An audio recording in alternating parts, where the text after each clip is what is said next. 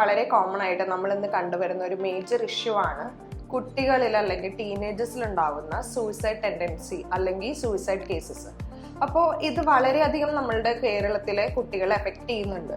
ഇതിന്റെ റീസൺസ് എന്തുകൊണ്ടാണ് എന്നുള്ളത് നമുക്കൊന്ന് നോക്കിയാലോ. കുട്ടികളിലെ സൂയിസൈഡിന്റെ മേജർ റീസൺസ് നോക്കിക്കഴിഞ്ഞു കഴിഞ്ഞാൽ കൂടുതലായിട്ടും അവർക്ക് ഫെയിലിയേഴ്സ് അക്സെപ്റ്റ് ചെയ്യാനുള്ള ഡിഫിക്കൽട്ടി കൊണ്ടാവാം. ഇത് എക്സാംസ് ആവാം, അല്ലെങ്കിൽ മറ്റു പല കോമ്പറ്റീഷൻസ് ആവാം. പല കുട്ടികളും ഇന്ന് ഫെയിലിയേഴ്സ് അക്സെപ്റ്റ് ചെയ്യാൻ വേണ്ടി വില്ലിങ് അല്ല. അവർക്ക് ഒരു തോൽവി എന്ന് പറയുന്നത് അത്രത്തോളം ബുദ്ധിമുട്ടായിട്ടുള്ള ഒരു കാര്യമാണ്.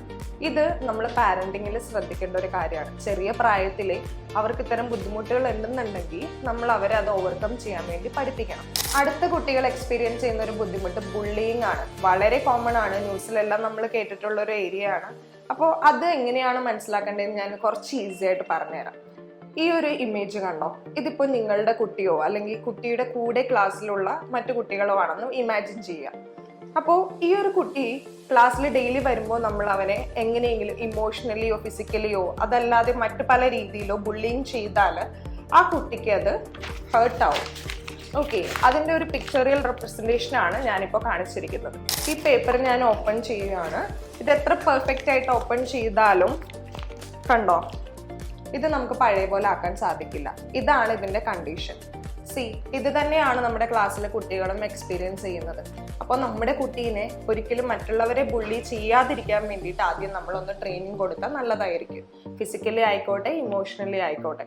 അതുകൂടാതെ അവർക്ക് emotionally or physically bullying experience ചെയ്യുന്നുണ്ടെങ്കിൽ അതെല്ലാം എങ്ങനെ ഐഡന്റിഫൈ ചെയ്യാം എന്നുള്ളത് കൂടി നമ്മൾ പഠിപ്പിച്ചു കൊടുക്കണം. ഫോർ എക്സാമ്പിൾ, സേഫ് ആയിട്ടുള്ള ഒരു അഡൾട്ട്, അതിപ്പോൾ അവരുടെ ടീച്ചർ ആവാം, വേറെ ഏതെങ്കിലും റിലേറ്റീവ്സ് ആവാം, പാരൻസ് ആവാം, സീനിയേഴ്സ് ആവാം. അങ്ങനെ ആരാണോ സേഫ് ആയിട്ടുള്ള ഒരാളുടെ അടുത്തേക്ക് അവരോട് അപ്രോച്ച് ചെയ്യണം എന്നുള്ളത് അവരെ നമ്മൾ ചെറിയ പ്രായത്തിൽ ട്രെയിനിങ് കൊടുക്കണം. അതുകൂടാതെ അവരുടെ ഇമോഷനെ പറ്റിയിട്ട് എക്സ്പ്രസ് ചെയ്യാൻ വേണ്ടി അവർക്ക് നമ്മളൊരു പ്രോപ്പർ ഗൈഡൻസ് കൊടുക്കാം. ഇപ്പോൾ മോന് ദേഷ്യം വന്നോ, അല്ലെങ്കിൽ മോന് സങ്കടം വന്നിട്ടാണോ ഇങ്ങനെ ചെയ്തത്, ഇങ്ങനെയുള്ള ഐഡന്റിഫിക്കേഷൻസ് വരുമ്പോൾ ആ കുട്ടി കൂടുതലായിട്ടും ഇമോഷണലി അവെയർ ആവും. അപ്പോൾ അതവനെ വലുതാകുമ്പോൾ ഒത്തിരി ഹെൽപ്പ് ചെയ്യും. സൂയിസൈഡിൽ അടുത്തൊരു മേജർ റോള് വഹിക്കുന്നത് സോഷ്യൽ മീഡിയ തന്നെയാണ്. സോഷ്യൽ മീഡിയയിലാകുമ്പോൾ പല ആളുകളും എത്ര ദൂരത്തുള്ള ആളുകളുമായിട്ട് റിലേഷൻഷിപ്പ് ഫോം ചെയ്യും. പക്ഷെ ഇതിൽ എത്രത്തോളം സത്യമുണ്ട് ഇല്ല എന്നൊന്നും നമ്മുടെ കുട്ടികൾക്ക് അവെയർ ആവണം നിർബന്ധമില്ല. അപ്പോൾ ഇതെല്ലാം നമ്മളൊന്ന് ട്രാക്ക് ചെയ്യുന്നത് നല്ലതായിരിക്കും. അത് നമ്മളുടെ കുട്ടീനെ ഹെൽത്തി ആയിട്ട് വെക്കാൻ വേണ്ടി കൂടി ഹെൽപ്പ് ചെയ്യും. അതുകൂടാതെ ഇന്ന് അവൈലബിൾ ആയിട്ടുള്ള ഓൺലൈൻ ഗെയിംസ് എല്ലാം കുട്ടികളെ ഈ ഒരു സൂയിസൈഡ് ടെൻഡൻസി ഫോം ചെയ്യാൻ വേണ്ടിയിട്ട് ഹെൽപ്പ് ചെയ്യും. കാരണം അവർ കാണുന്ന കണ്ടന്റുകൾ അങ്ങനെയുള്ളതാണ്. അപ്പോൾ ഇതെല്ലാം നമ്മുടെ കുട്ടികൾ ഓൺലൈൻ ഗെയിമിന് അഡിക്റ്റഡ് ആണോ, അതേപോലെ തന്നെ ഓൺലൈൻ സോഷ്യൽ മീഡിയാസ് എല്ലാം യൂസ് ചെയ്യുന്നവരാണോ എന്നുള്ളത് നിങ്ങൾ എപ്പോഴും ട്രാക്ക് ചെയ്യണം. അതല്ലാന്നുണ്ടെങ്കിൽ പെട്ടെന്ന് ഒരു ദിവസം കുട്ടി നമ്മളിൽ നിന്ന് സെപ്പറേറ്റഡ് ആയി അവരുടേതായ ഒരു വേൾഡ് ക്രിയേറ്റ് ചെയ്യാൻ വേണ്ടി തുടങ്ങും.